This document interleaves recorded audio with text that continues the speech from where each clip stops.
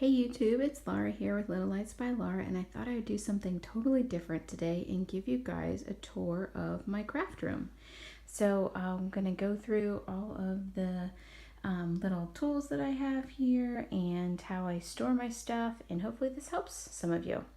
So first is my desk, which is actually a kitchen table that I found on Craigslist, and I just repurposed it. Over here is my workstation. I just have plain old laptop, nothing big, fancy, and then we hooked up our old flat screen TV so that we can use it as a bigger monitor and I can see more when I'm designing. And then of course my cutter. On this wall I have two of IKEA's Billy bookcases and some storage bins.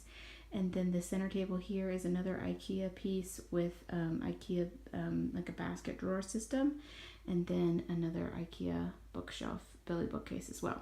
So I'll try and link a lot of these things in the description below if you want to go and pick them up from your local IKEA. So in these first two bins, I have back stock of like Christmas lights that I use inside my glass blocks, and then click lights.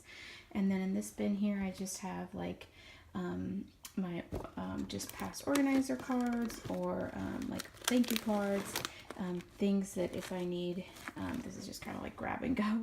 Okay, in these next two bins, these are my blanks, and I just like to keep this stuff on hand because it's really nice. This is just a couple different sizes of short sleeve or long sleeve onesies from Carter's that I use for orders all the time. More onesies, a couple extra elves left over from the season. I just picked these up at like the Oriental Trading. These make cute little cousins gifts for my daughter at Christmas. A couple extra popsicle koozies. This is literally just like my catch-all for extra stuff that I have you know, used in the past. It's nice to just keep them on hand. And then same thing here with extra tumbler cups. The best coffee mugs ever. I love these things. They're just from the dollar store. And some extra pouches.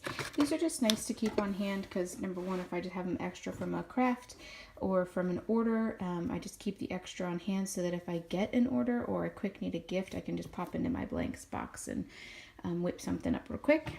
And then a lot of times I'll pick up extras of these during the dollar spot season, just again to have on hand.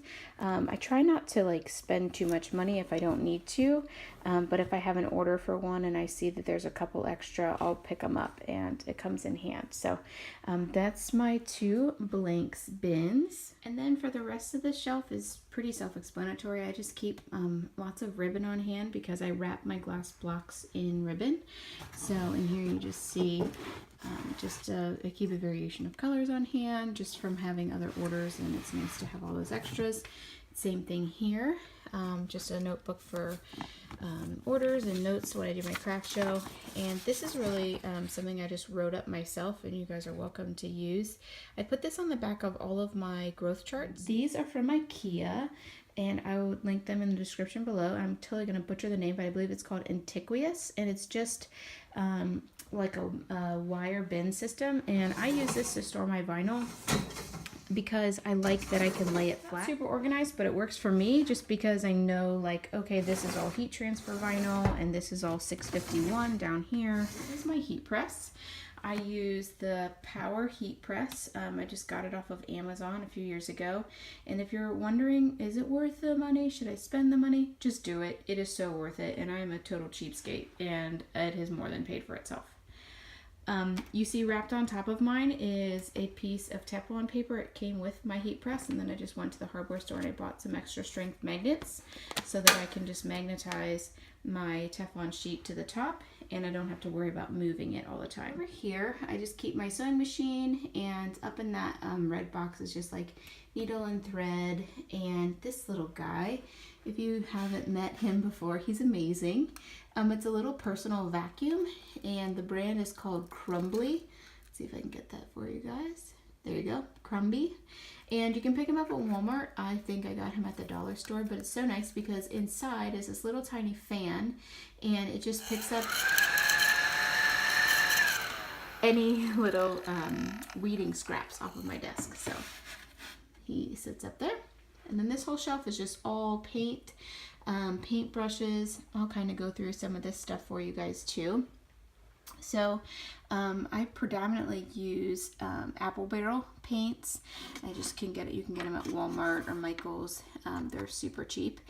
And I use these for painting my wood signs, or if I'm doing t-shirts sometimes and I do paint instead of heat transfer vinyl, you can pick up some of this. It's called, it's for textile. So you can mix some of this in with the paint. This is something you should all go out and buy if you don't already own it. It's called a seam gauge. This is really nice because I'm able to move this little slider here, and it allows me to set it where I want it to go for, like, let's say I want every t-shirt to have the design starting 2 inches down. Well, I can just put the gauge at the top and mark it, and I don't have to keep remembering every time what I'm doing. Weeding hook, highlighter pins, this stuff is not really that important. X-Acto knife, totally use it all the time. The world's best tweezers. I will link these for you guys because these are amazing and super sharp and dangerous, but they totally, oh my gosh, best weeding tool ever. Paint marker and another X-Acto knife, Sharpies, paint brushes and stampers, super helpful, and this is all I ever use. You guys have seen in my other videos. I use these sponge pouncers to paint all my wood signs. That's how you get a nice smooth finish. Scissors, of course. Hardware to hang signs with. Extra white paint. My grandfather's little mouse that always was by his computer, so now he lives on in my house. Are a lot of the things that I use, especially when I'm doing like wood sign making. So I have my needle nose pliers, a level, a multiple-use screwdriver, a little hammer, a laser level. So the laser level I use, I just use the Ryobi brand, and I use that when I'm doing like wall decals in customers' homes. Little screw eye hooks, that's to hang signs again, double stick tape, thumbtacks, square. Okay, so if you guys don't own one of these, this is like a must in my life.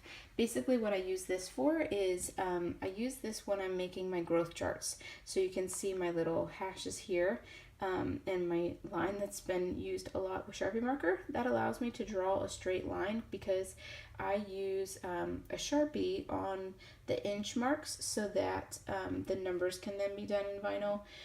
I originally used to hand paint them all, and then I can't keep up with the demand, so I just use Sharpie marker, and it looks clean and crisp as long as you have a fresh Sharpie marker. So there's a little tip for you guys. Wooden discs, those are for those birthday signs. Little binder ring clips. I must have used them for a project. Ryobi hand drill. This is E6000. This is like glue that will hold anything together. I just keep it in my craft room at all times. And some sketch pens. I don't really use them very often, but they're in that bin. So, okay, this bin isn't as exciting, but still totally useful and purposeful. I have keep a stapler in here, a Pampered Chef scraper. That's how I do all of my vinyl transferring. Chalk, this is like, again, a great tip. I use chalk all the time to mark on t-shirts where I want the decal to go, or if I'm doing a wood sign and I want to make sure that it's level, I'll draw it with chalk because then you can wipe it off. Little mini clothing clips, extra glue sticks, whiteout stick, single hole press, and then just packing tape. And then I keep a stack of these note cards so that if I have a lot of orders, I can separate them by note card and write the customer's name on each so that I know what is going where. I told you I didn't clean first, but this is just hanging hardware, dry erase markers, extra pens, script markers that I use. My old flat iron that doesn't get as hot anymore, I use that all the time to do like small heat pressing items like the elves. Sometimes if I just have an order for one, I don't feel like heating up my whole heat press. Video camera and my Nikon D5000 that I use to film some of my YouTube videos. And then down here I have my Silhouette roll feeder. And you guys, if you haven't watched my video before on how to use this puppy, you are totally missing out and you need to run and get one. It is a life changer, totally worth the money. So there you go, that's my craft room. It's not the fanciest thing, but it totally gets the job done for me. I hope you guys found something in this video helpful. So more importantly than any of that, if there is anything you guys want me to show you how to do, please comment below because I'm dying to get some more videos up here for you guys. Love you guys. Have a great day. Bye.